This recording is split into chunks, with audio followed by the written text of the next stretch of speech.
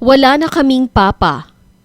Ito ang linyang bumasag sa puso ng mga netizen nang ibuhos ng pamilyang Sonsona ang kanilang pighati sa social media matapos ang malagim na pagkamatay ng delivery rider na natagpo ang walang buhay sa sitio Bacotoy, Barangay Pandag, Maguindanao del Sur nitong tanghali ng Linggo.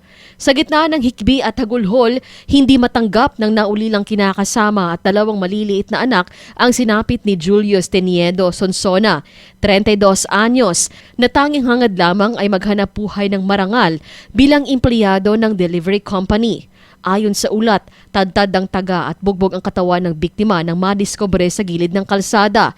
Indikasyon na walang awang pagpaslang ng mga suspect na tumangay rin sa kanyang motorsiklo at mga mahahalagang gamit. Sa emosyonal na mensahe ng kanyang kinakasama, inilarawan si Julius bilang isang masayahing tao, mabuting kaibigan at responsableng ama na kailanman hindi naghangad ng masama sa kapwa. Mariing kinundena ng kaanak ng biktima sa tulunan ang nangyaring krimen kung saan binigyang diin nila na lumaban sana ng patas ang mga suspect sa halip na kumuha ng buhay ng taong nagpapakapagod para sa kinabukasan ng kanyang mga anak. Sa ngayon, kumikilos na ang Pandag Municipal Police Station para sa investigasyon at pagkamit sa hustisya para sa pamilya. Nananawagan din ang kaanak sa sino mang nakakita o may impormasyon sa nawawalang motorsiklo na makipagtulungan sa mga otoridad upang mabilis na marisolba ang kaso.